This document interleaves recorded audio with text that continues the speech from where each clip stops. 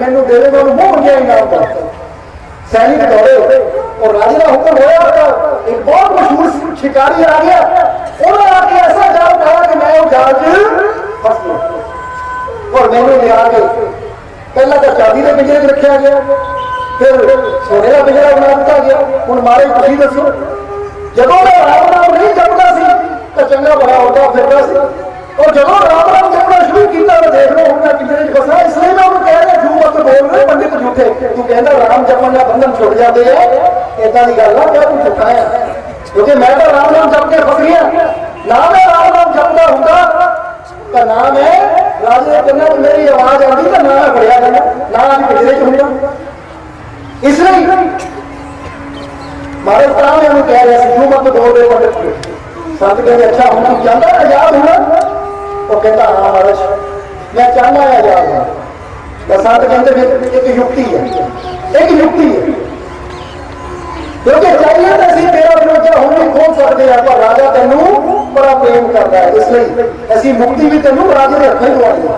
पर एक युक्ति है, उन्हें क्या मारी कि युक्ति संतां ने क्या कान रे कर, उन्हें अगे होया लोगों तो संतां ने कंच कोई युक्ति दसी कि कल जदों वो सारा सेवक पंडित आके करना करेगा उसमें तुझे सब कुछ करना है, फिर तेन मुक्ति मिल जाएगी। और कह के युक्ति दे के कुत्ते को संत चले गए। और इधर वो सेवक जो पंडित सी गुरु को कहने लगा गुरु जी कल मैं फिर कथा वास्ते जाना। गुरु कहते फिक्र ना कर, तेरी मुसीबत का हल असं कर दिता, जा जाकर कथा कर। अगले दिन पंडित जी फिर पहुंच गए, दरबार सजा है, राजा बैठा है, वो भी आसन तक की कथा करने लगे। और इस बार जब पंडित ने कथा की बोलिया कि राम कहो तो बंधन छूटे, तो तेरे जोर चीख मारी है कह के नारी को एक पासे ले गए। राजा बड़ा हैरान, रानी भी हैरान कि पोते रोकी हो गया, बड़ी ऊंची हाय गिरती और गिर गए और फट पाया किधर गिरा गिरा जिधर लगता वहां मारते होंगे मारते मुझे गिर गए, शांत हो गया। राजा ने तुम्हारा होगी कौन था जो पंडित बोलता सी तो कहता सी तू मत बोलते पंडित क्यों थे।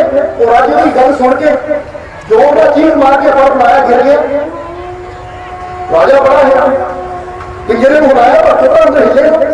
राजा ने पिंजरे का दरवाजा खोलिया, तोते को चक के देखने वास्ते की हो गया, ये तो मेरा प्यारा तोता है। जो तोते को फड़ के हाथ में रखिया तो तोते ने आवाज़ मारी और जाके पेड़ पे बैठ गया, नाल पेड़ से पेड़ पे जाके बैठ गया। राजा हैरान एक ही तू तो मर गया सी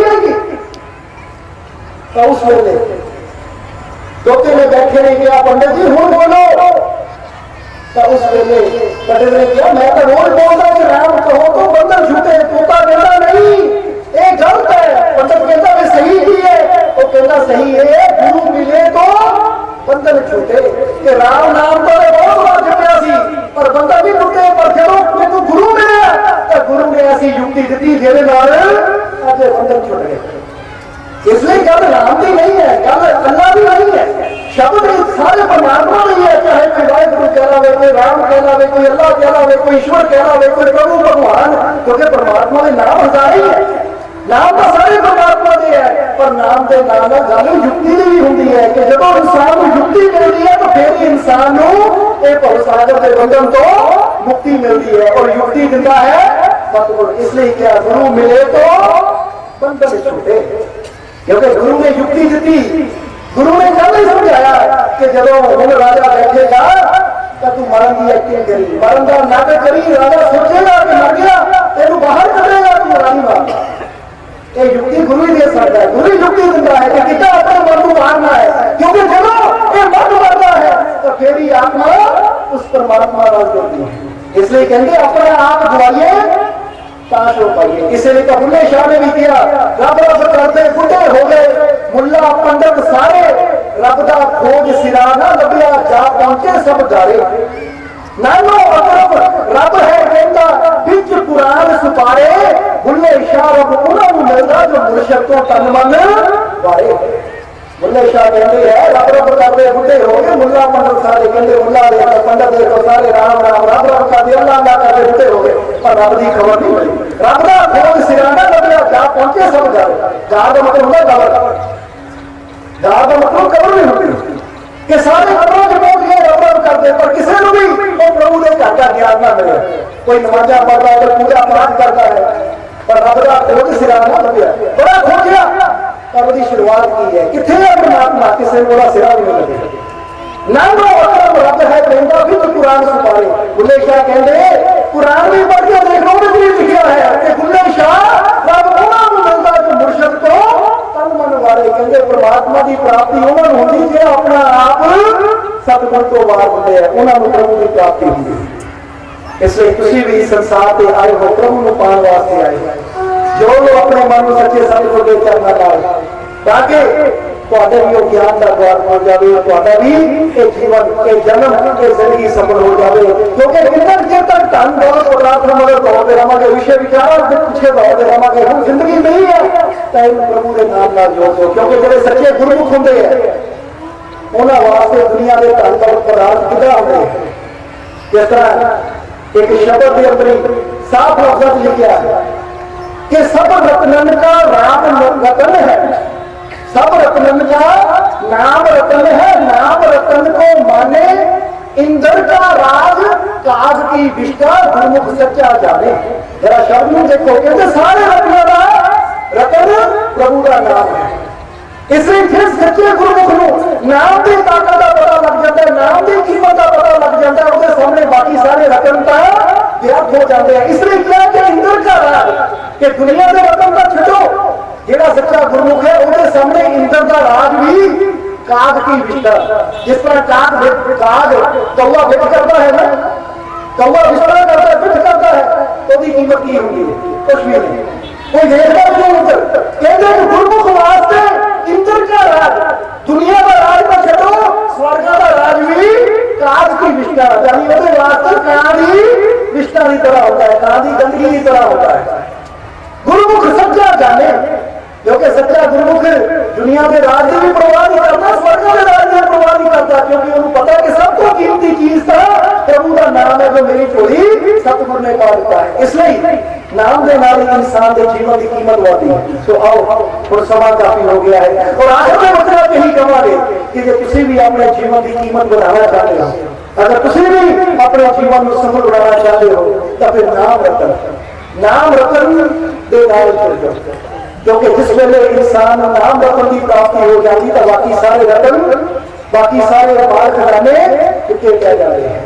इसलिए जोड़ लो अपने मन लो प्रभु के नाम के नाल, प्रभु के शब्द के नाल, और जो नाम रतन को कह जाता है फिर उन्होंने इन्ना परमात्मा दिता है, इन्ना प्रभु दिता है कि फिर तो मंगन की कभी जरूरत नहीं रह जाती।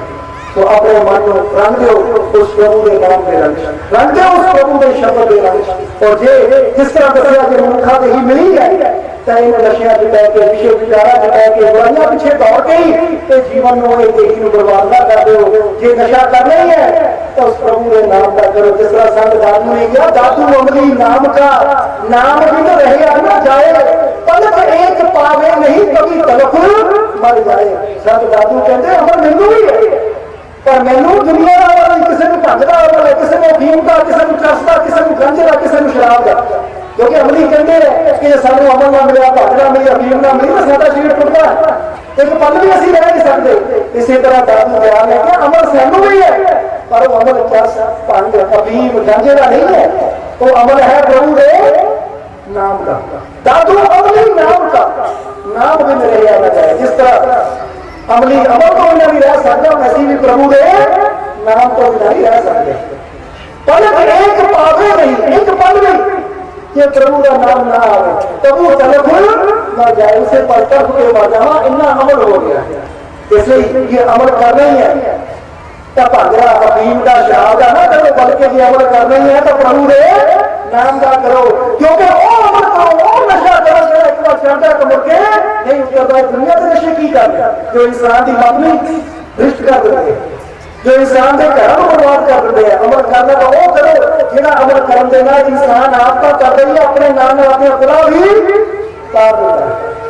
अमल करना तो वो करो जिहदे नाल घर च खुशियां आन, जिहदे नाल घर च बरकतां आन, जिहदे नाल घर च तो मालिक दी रहमतां दे भंडार आ जाण, और जिहदे नाल घर दे सारे दुख चिंता दूर होवे वो अमल करो। ये दुनिया के अमल की करना जिहदे नाल घर दे कारोबार जाते हैं, घर दे घर बर्बाद हो जाते हैं। इसलिए आओ